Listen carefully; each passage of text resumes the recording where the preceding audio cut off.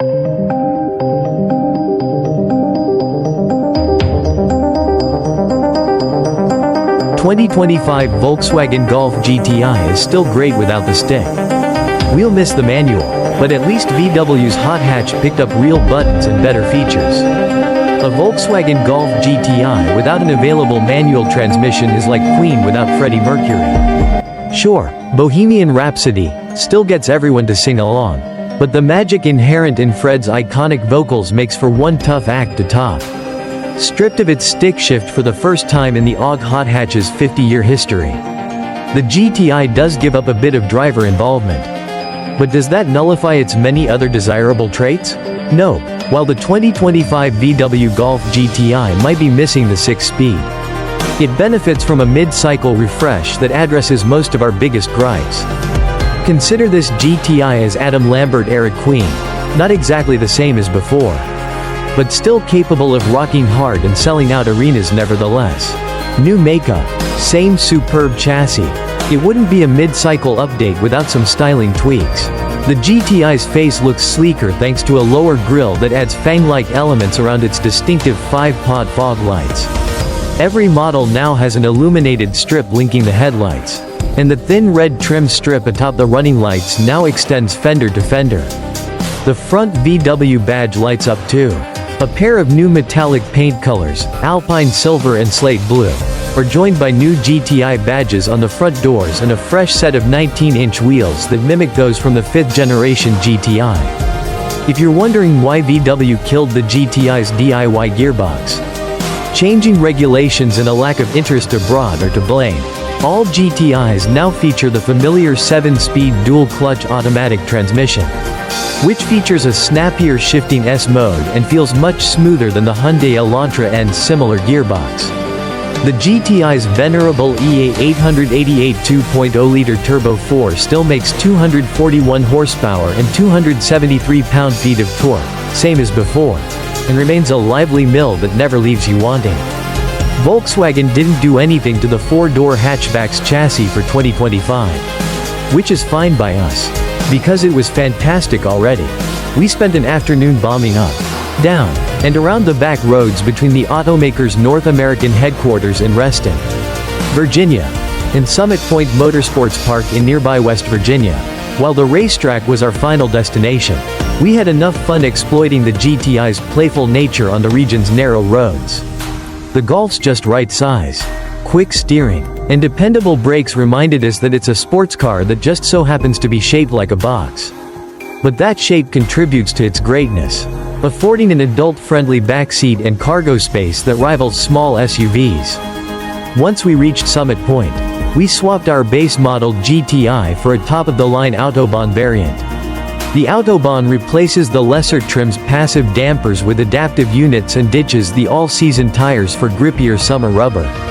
During our 3 laps around the course's 1.7-mile Jefferson circuit, we appreciated the brake pedal's resilient firmness. The dual-clutch gearbox also let us keep both hands on the wheel and the 4-pot on boil.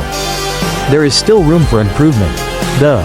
The GTI's mediocre steering feedback made us miss the Honda Civic Sys' more communicative tiller. The dampers, despite being in their stiffest setting, couldn't stop the hatch from listing around the track's 14 corners.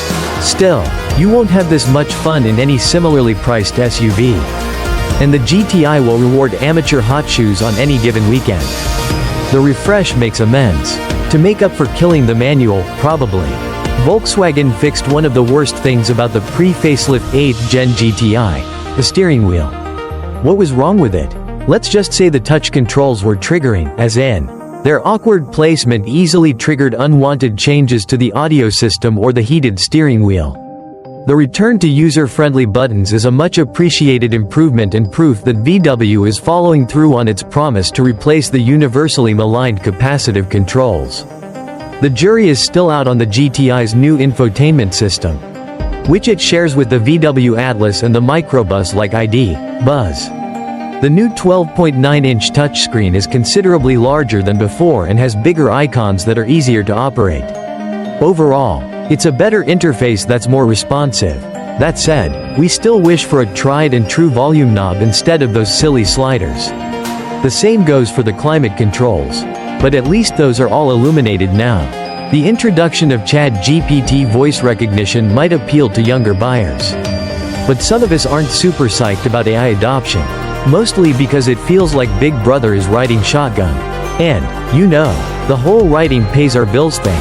Even with all its new features, the 2025 Golf GTI's prices are barely higher than before. The entry-level S starts at $33.670, the mid-level SE at $38.645, and the fully loaded Autobahn opens at $42.105. Since the GTI is built in Wolfsburg, Germany, it's subject to the United States' current 25% import tariff. That could eventually cause prices to rise. But Volkswagen says it isn't raising prices until at least the end of May. With the updated GTI arriving at Volkswagen dealers any day now. That gives prospective buyers at least a few weeks to get in while the getting is good. While we're sad that VW's legendary hot hatch has lost its manual transmission, this love story has not yet reached the end of the road. The GTI remains one of the best driving bangs for your buck. No matter what your feet are doing. Specifications: 2025 Volkswagen Golf GTI. Vehicle type: front engine, front-wheel drive, 5-passenger, 4-door hatchback. Price: base $33.670, SE $38.645, Autobahn $42.105. Engine: turbocharged and intercooled DOHC 16-valve INLINE4. Iron block and aluminum head. Direct fuel injection. Displacement: 121 and 3. 1984 cc. Power: 241 horsepower at 6,500 revolutions per minute. Torque: 273 pound-feet at 1,600 revolutions per minute. Transmission: 7-speed dual-clutch automatic.